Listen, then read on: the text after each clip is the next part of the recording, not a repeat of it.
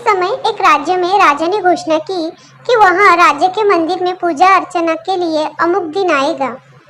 इतना सुनते ही मंदिर के पुजारी ने मंदिर की रंग रोगन और सजावट करना शुरू कर दिया, क्योंकि राजा आने वाले थे। इस खर्चने के लिए 6,000 का कर्ज लिया।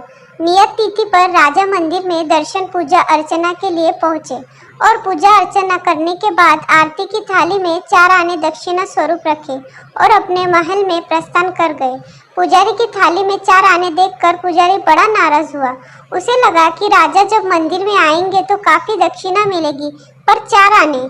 बहुत ही दुखी हुआ कि कर्ज कैसे चुकाएगा, इसलिए उसने एक उपाय सोचा। गांव भर में ढिंडोरा पिटवाया कि राजा की दी हुई वस्तु को वह नीलाम कर रहा है।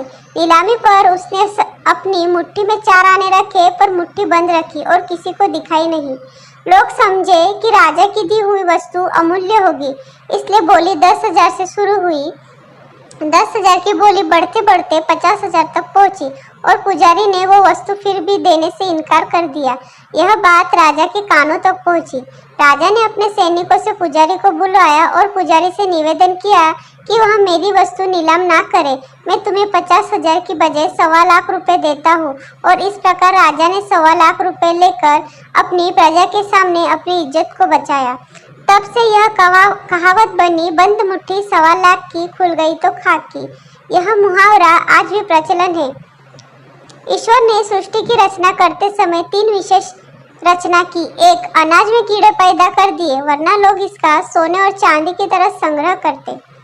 2, मृत्यु के बाद देह शरीर में दुर्गंध उत्पन्न कर दी, वरना कोई अपनी प्यारों को कभी भी जलाता या दफन नहीं करता। 3, जीवन में किसी भी प्रकार के संकट या अनहोनी के साथ रोना और समय के साथ भुला दिया, वरना जीवन में निराशा और अंधकार ही रह जाता।